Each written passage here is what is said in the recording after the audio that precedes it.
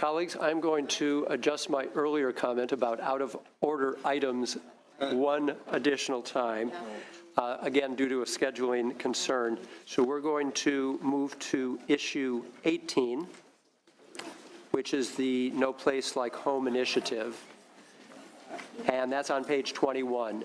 And then I assure you we're going back in order. So issue 18, page 21, No Place Like Home. Good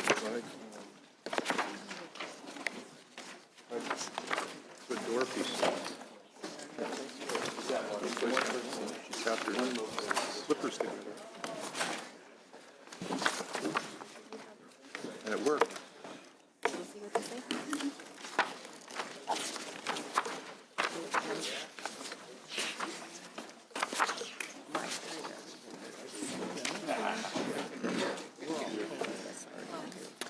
Mr. Euler, welcome back. Are you planning to bring it?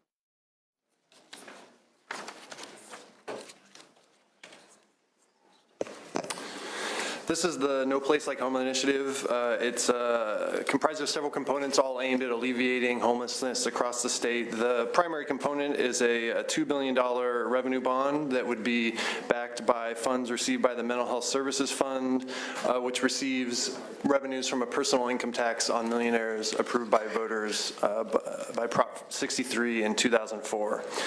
Of the $2 billion bond, $1.8 billion would be awarded through a competitive grant program administered by HCD for the construction of permanent supportive housing for individuals with mental illness who are chronically homeless. $200 million of the bond funds would go out to all counties based on their current homeless population. The initiative also includes some measures to help with the HCD's administration of the bond funds. Specifically, it creates an advisory committee to provide guidance to HCD in administering the bonds, and also a small amount of technical assistance funding for counties. The initiative also includes several smaller social service augmentations, also aimed at addressing the needs of the homeless population. It includes $93 million in funding for SSI SSP, which would fund a $10 monthly increase in benefits, and also fund increased outreach to increase participation among homeless individuals with disabilities. It also includes $50 million for increased temporary housing assistance for homeless individuals, $15 million additional funding for an existing CalWorks housing support program, and $10 million for a new Bringing Families Home program, which is a county matching grant program to reduce homelessness among families that are part of the child welfare system. Thank you, Mr. Euler. Colleagues, you may remember this committee held a full informational hearing on this initiative a few months back.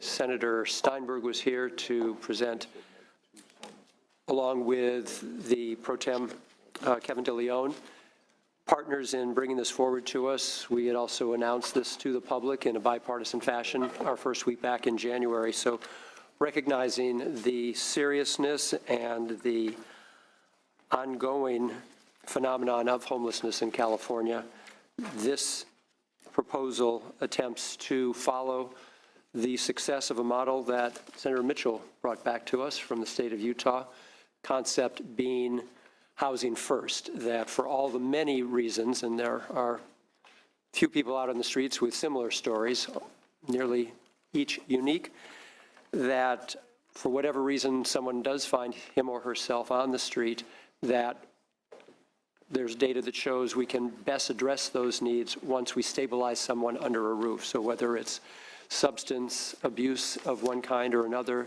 whether it's loss of job, need of job training, retraining, job placement, family situations, mental health issues, whatever it might be, best and most successfully addressed once the housing is established first.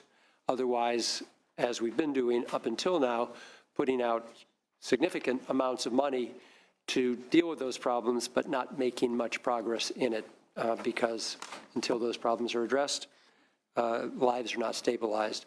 So, Ms. Costa, the governor's May revision has a just slightly different addressing of this from the Senate's proposal, and it's mostly in the general fund additions that we have that you don't, but if you want to address some of that. Yes, certainly. Yeah, I will kind of bifurcate my comments into one, the financing mechanism in the Senate proposal through the use of securitizing Prop 63 bond funds. The May revise does support that proposal and targeting those resources towards the issue of chronic homelessness and creating and working with HCD to administer that program. As you've noted, the second part of the proposal, we do not support at this time, and that includes the use of general fund to support these individuals. And although it's certainly a worthy goal, we believe that that would just create further out-year cost pressures in the general fund. And as we've often talked about, we do feel like we're 2 years outside of our historic economic expansion in the state. And once you get into a recession, you do have to look at those out-year costs and ongoing costs as place for cuts. And I appreciate your very careful choice of words, ongoing general fund cost pressures, because the Senate's proposal is to use some of our one-time general fund money, that of which there is some good amount, but I understand that this could have pressure for future years to continue it once those one-times have been expended. Questions, comments from the committee? Yes. Senator Bell. Yeah, Mr. Chairman, as chairman of the Select Committee on Mental Health, I'm enthusiastic about this proposal. I think that the proposal paired with ongoing support services such as been proposed in Los Angeles and Santa Clara County will actually reduce cost in a lot of other sectors.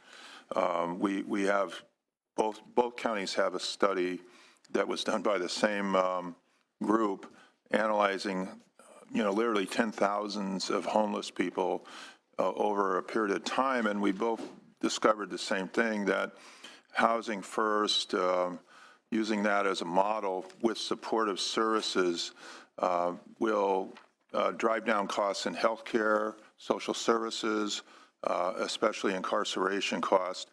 That will be an astounding 3 times as much reduction just for funding the housing services and the cost of this particular program. So it would actually reduce, it's fiscally competent and it's morally correct. So it's got both qualities, and we should support this this proposal. And it's a landmark proposal for the country, and I hope we can do it around the United States also. Thank you, Senator Bell, for really giving a more comprehensive overview of how the success of this proposal will impact our spending in so many other issue areas. When we had our hearing a few months back, there was some concern we had heard from some county administrators that nothing comes from nothing, and so the debt service on the $2 billion bond would be about 6.5%, $130 million, that might be less money than for the services that would be provided otherwise for the same population we're talking about. But it was also noted that the revenue coming from Prop 63 continues to grow each year, so that, in fact, if we compare a year or 2 or 3 out, subtracting out the 130 to pay the debt service on the cost of the housing construction, independent of all the savings that Senator Bell has just identified, in fact, the ongoing amount available for services would still be equal to what it is today, if not larger, because the Prop 63 revenue continues to grow. Senator Mitchell and then Senator Morlock. Thank you very much, Senator. As I listened to you respond to the administration's comments, reminding us all that some of our general fund asks are one-time only. Bridge funding, my words, not to represent the initiative, but bridge funding to provide immediate relief to individuals and families while we go about the business of constructing permanent supportive housing, coming from LA County, that is drowning by the sheer weight of the number of homeless individuals who are trying to survive on the streets of Los Angeles.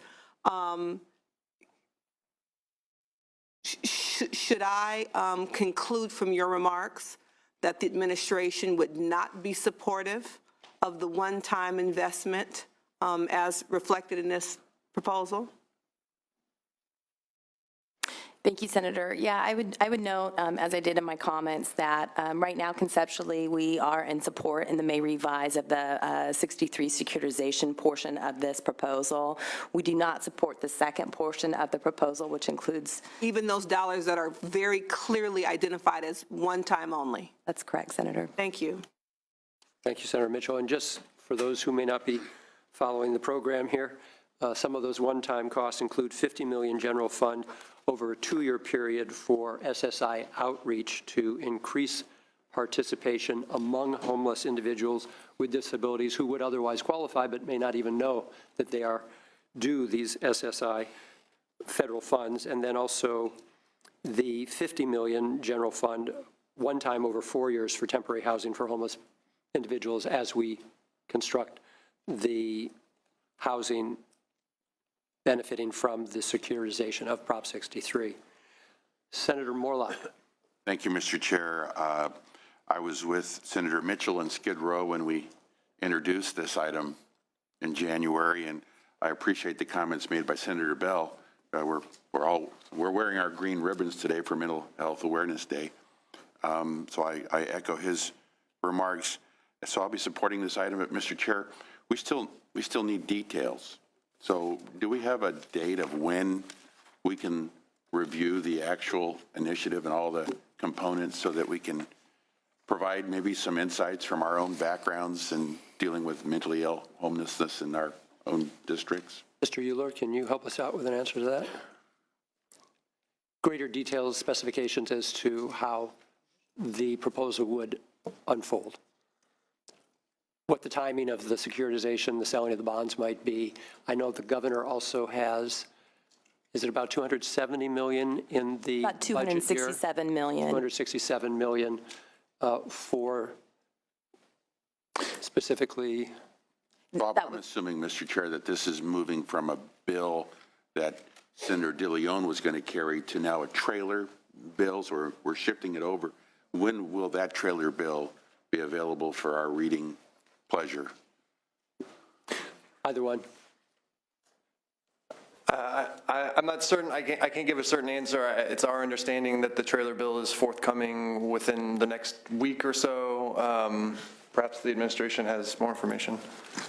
I don't really have any information outside of that other than to say that based on our support conceptually of the Prop 63 securitization, we look forward to working with the legislature as a whole to develop this going forward. Certainly, Mr. Euler. But as you mentioned, there is a proposal from the administration to expend $270 million in the budget year of the, so sort of, that would be the first wave of the spending from the $2 billion bond issuance. And some of the timing issues on how quickly that funding can be spent depend on the validation action that would be required in order to issue the bonds and how long that might take. And so that timing's a little bit unclear at this point. But there is...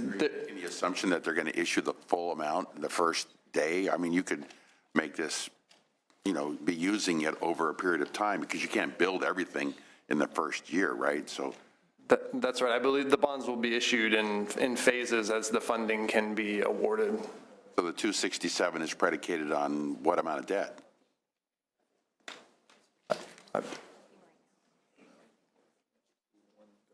Or are you starting to do things predicated on the fact that you're going to get proceeds from the debt, so you're already starting on projects? Is that what the 267? No, so none of the activities predicated on the bonds being issued have been undertaken yet, or the administration hasn't started any of the staffing or any of that. In fact, that's still It'll probably be under budget, so that's good. Thank you, Mr. Chair. Thank you, Senator Morlock. Colleagues, if there are no other questions from the committee, we're going to take public comment. And we have with us our colleague, former Assemblyman and Senator Supervisor, Mark Ridley Thomas from LA County. If you'd like to be our first in line for public comment, we'd be happy to have you, Supervisor.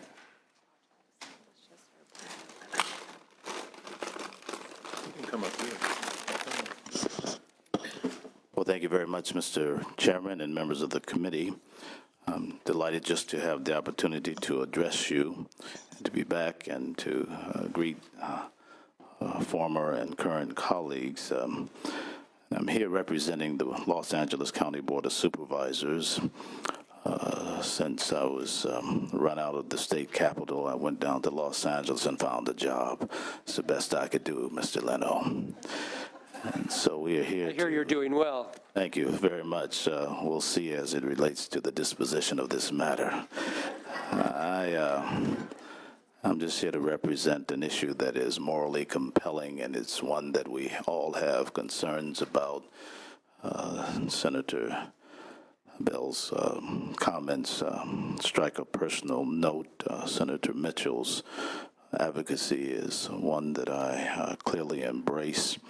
Therefore, no place like home. That proposal is very important to the people of this state, and is clearly important to the people of Los Angeles County. We are doing heavy lifting in terms of the crisis called homelessness. It's a problem for decades, and it has gotten worse. It is pervasive in recent years. It's complex, we all know that. It impacts the county, the cities, public agencies, private enterprise, and a range of community partners. And this is the reason why the Board of Supervisors last year launched the Homeless Initiative, to really take a hard look. We didn't act like we knew everything.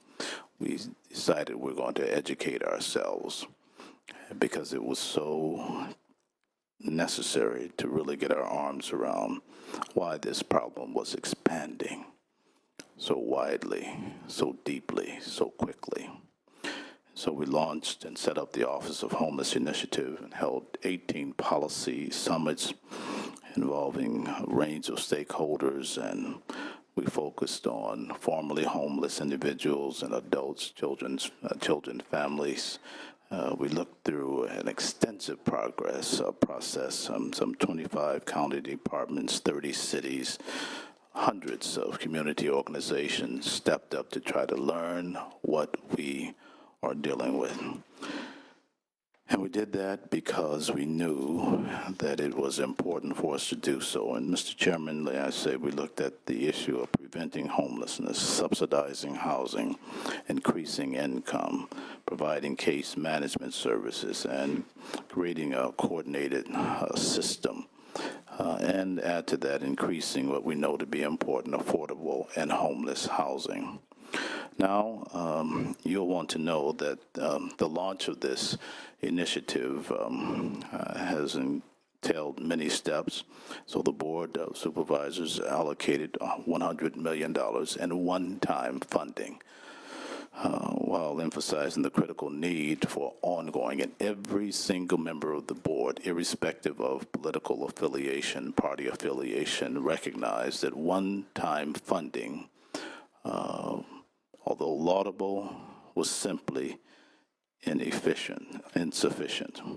So according to the Los Angeles Homeless Services Authority, you'll be struck by the fact that the overall number of homeless people in the county of Los Angeles on any given night is some 46,000 plus people, which is an increase over last year.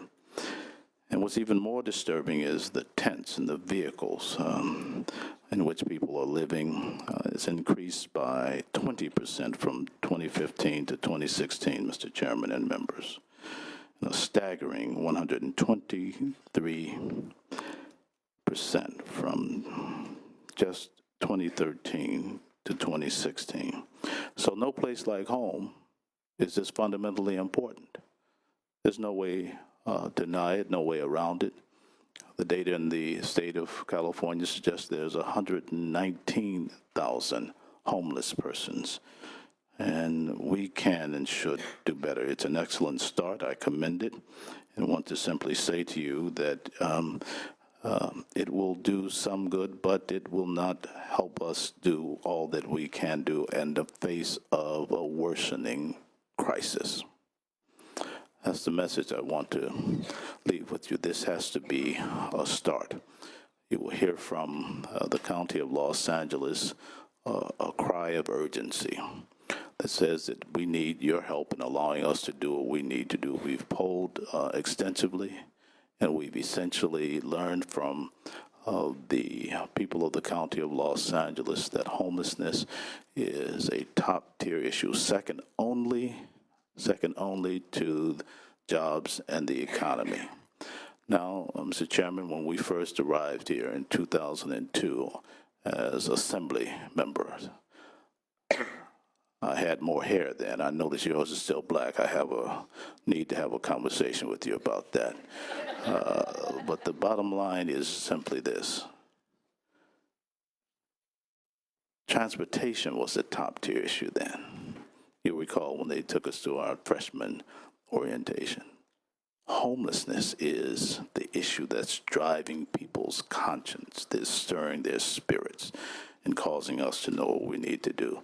So we need to go to the ballot, and we need your permission to allow us to do that. We have trailer bill language that we will submit for your consideration, and it will then be an opportunity for counties throughout the state to have the opportunity to determine if they will use that tool to fight homelessness, to restore dignity and worth to the people who, not of their own doing, have found themselves in such a terrible set of circumstances.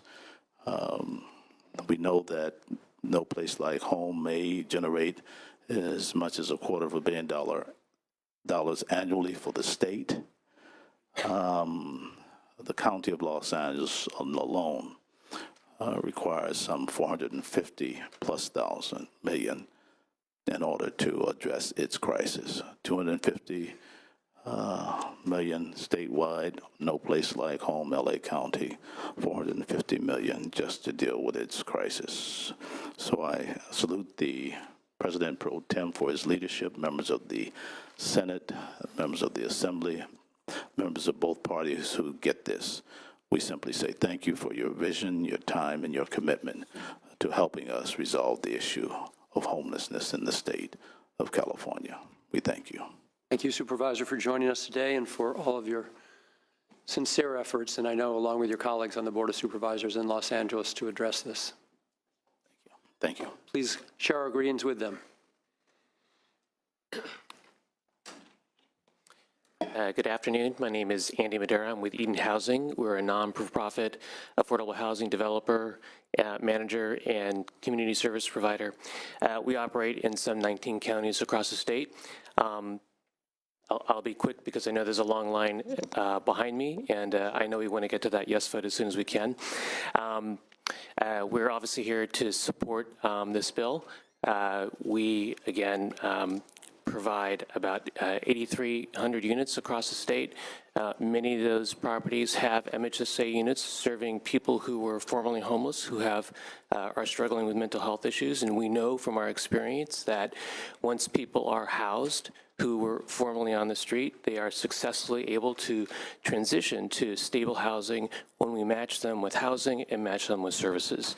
The bill that you have in front of you today our proposal will really help us to continue to provide the housing that these individuals need.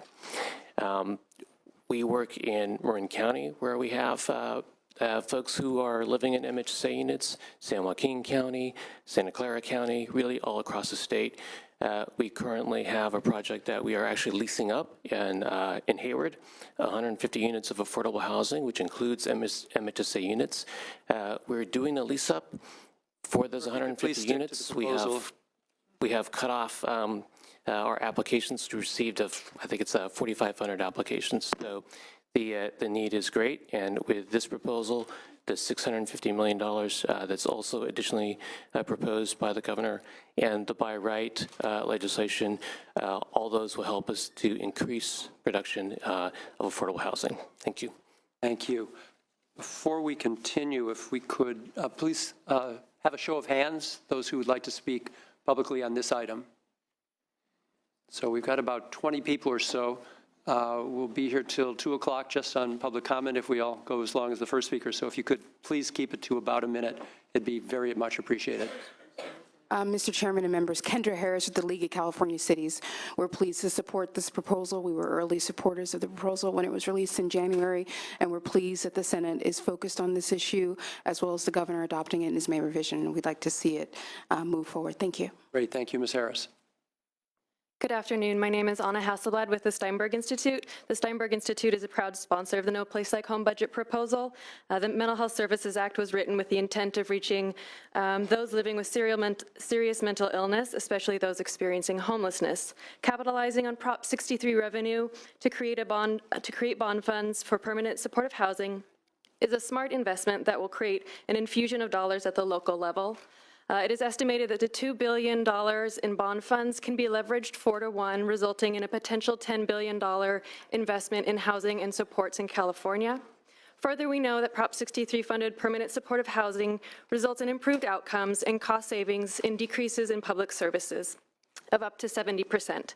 We are grateful to the Senate leadership as well as the administration for prioritizing the issue of chronically homeless Californians living with a mental illness. No Place Like Home will help meet the very basic needs of the most vulnerable among us. Thank you, and respectfully ask for your support on this proposal. Thank you, and we thank the Steinberg Institute. Yes. Thank you. Vera McDade-Ting with the California State Association of Counties. We do not have a current position on the No Place Like Home proposal. However, we have been in conversations with both the Senate and the administration on how to craft it to minimize local impacts. We do applaud the Senate and the administration for prioritizing the chronically homeless and mentally ill, as well as the Assembly has some ideas. We will have our Housing and Land Use Policy Committee, along with the Health and Human Services Policy Committee, develop a formal position next week. We are looking forward to seeing the trailer bill language that outlines this, and we are especially heartened by the move toward a larger non-competitive first round or first wave, as well as the technical assistance proposed in the governor's May revision. Thank you. Thank you. Karen Savage, National Alliance on Mental Illness of California. We represent individuals and families impacted by serious mental illness, and so we're very grateful to the Senate and the Pro Tem for your leadership on this issue. We see individuals, children, veterans who are in need of a place to live and also in need of having their mental health needs met. And so we're very appreciative, supportive of this effort, and we've offered a few recommendations in a letter we've circulated to all of you, including ensuring that the definitions for serious mental illness align with those in the Mental Health Services Act, and that we include people at risk of homelessness because they're being discharged from a hospital setting or a criminal justice, a jail setting. And so we think it's important to include those to maximize the impact to those who are most in need. Thank you. Great. Thank you, Ms. Savage. Mr. Chair, members, Jolene DeVoris on behalf of the urban counties of California. We too do not have a position on No Place Like Home. We do have a position on the Los Angeles County proposal to put an initiative on the ballot. Our board voted to support that last week. Addressing homelessness is one of our top priorities for 2016, so we're very appreciative of the proposal. However, we still haven't seen details as to how that will affect MHSA and Prop 63 funds, so we really need to see those details before we can take a formal position, but we appreciate the Senate moving forward. Thank you. Great. Thank you. Thank you, Mr. Chairman. Frank Mecca, Executive Director of the County Welfare Directors Association. Our members see every day the extent to which homelessness drives poverty, and poverty in turn drives homelessness.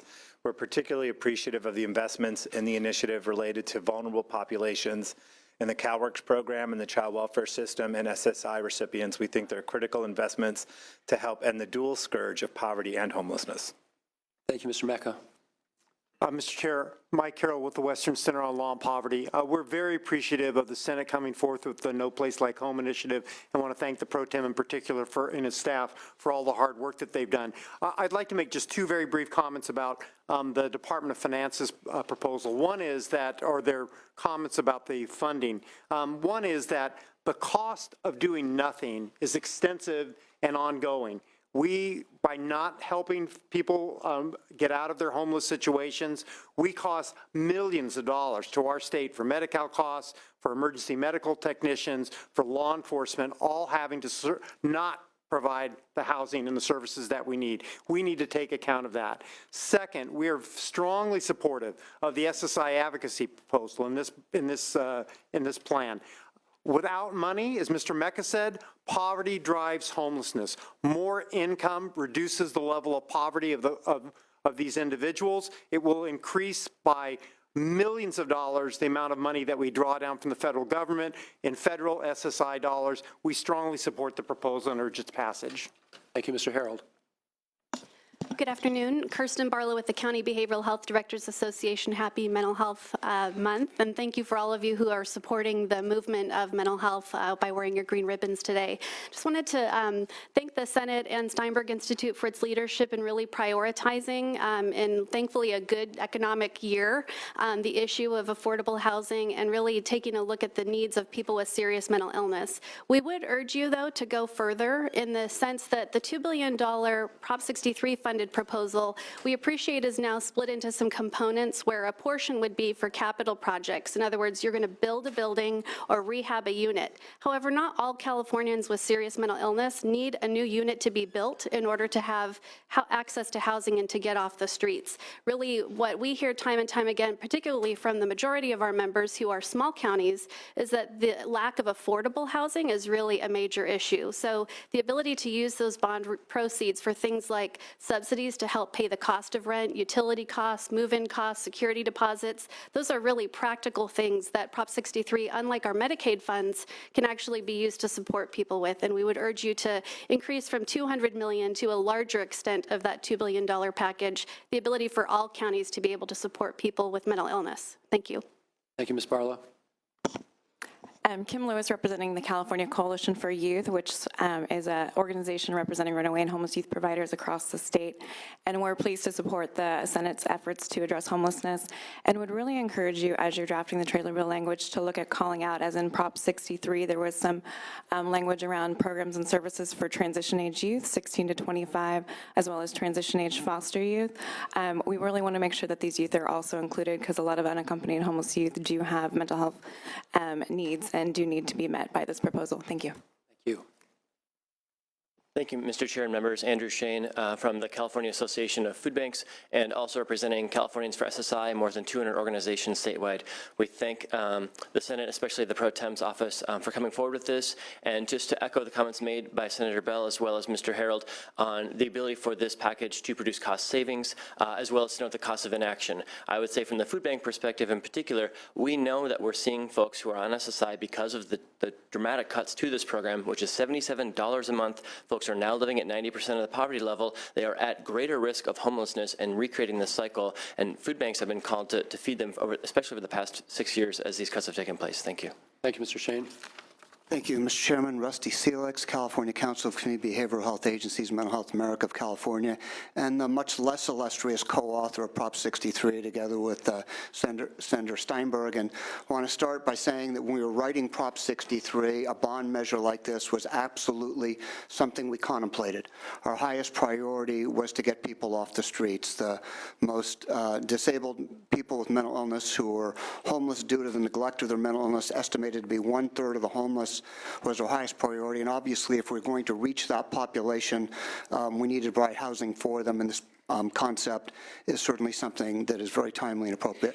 We want to make sure, though, it is done right. I had a handout that I gave to the sergeant to distribute, which has also previously been distributed, that just to make sure that we get the details right, we're looking forward to the language to make sure it's right, that it's leveraged, tied with services, and that it covers the full range of housing needs that people have. With all these, we're very pleased to see your leadership in supporting this and hope to work closely with you in refining the details. Thank you. Mr. Seelix, thank you for your comments and for your partnership in the creation of Prop 63. Thank you.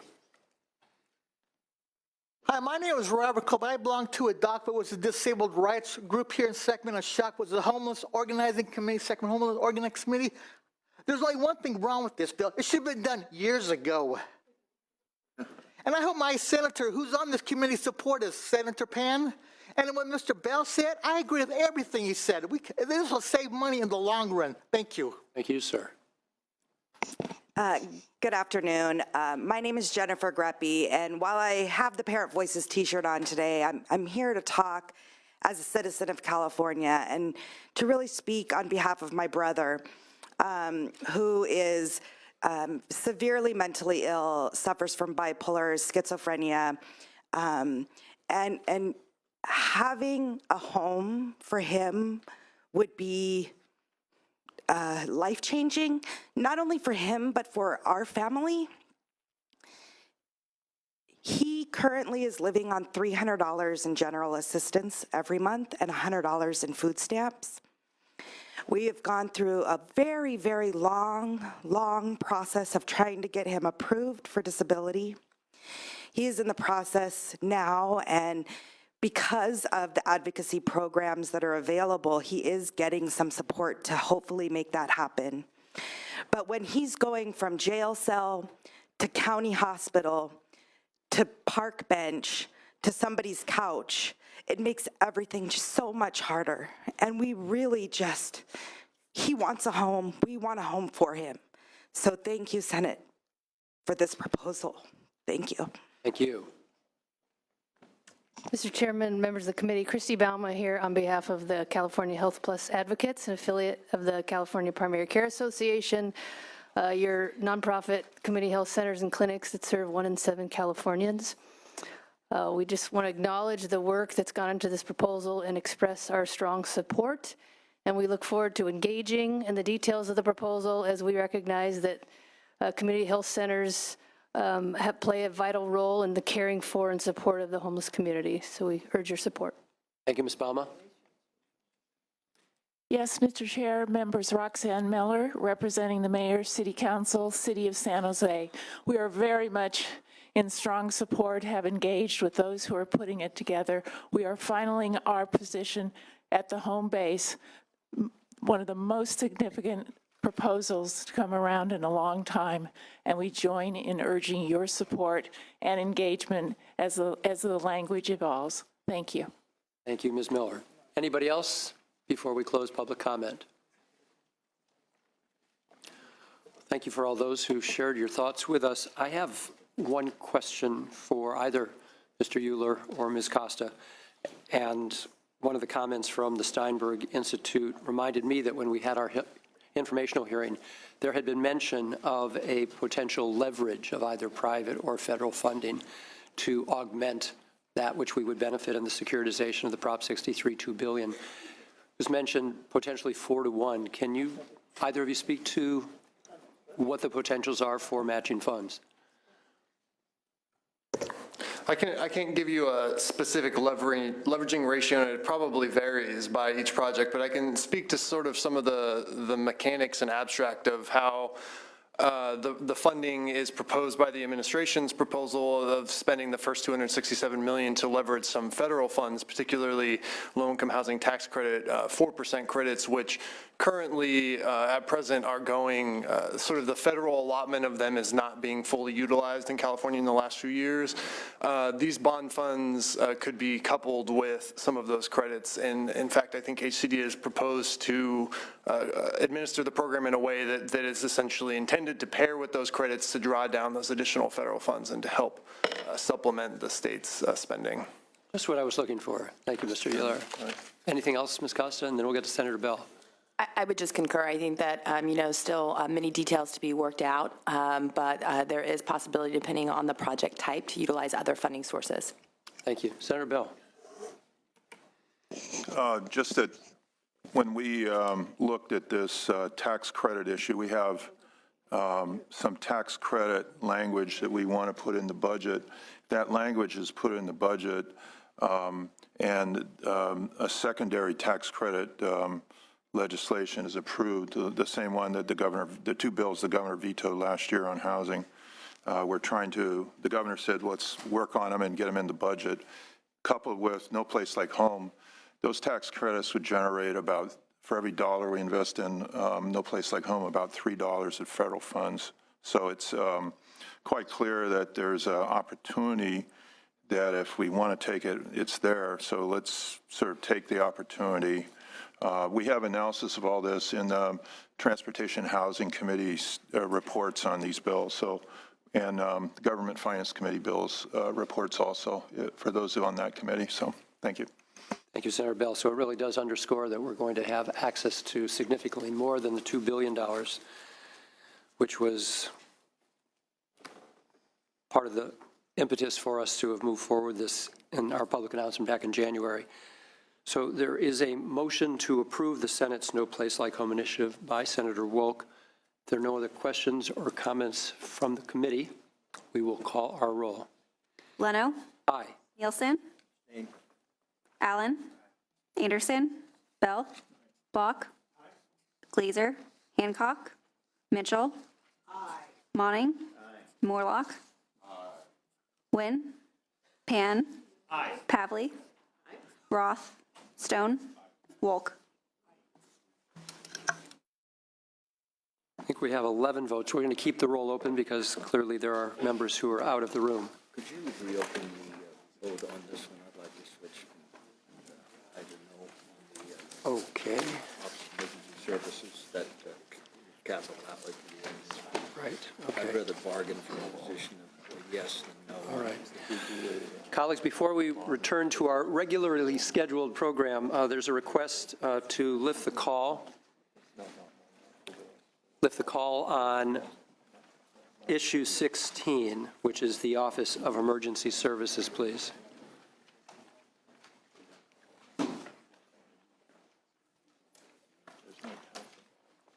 Wynn? Roth? Nielsen, aye to no. So noted.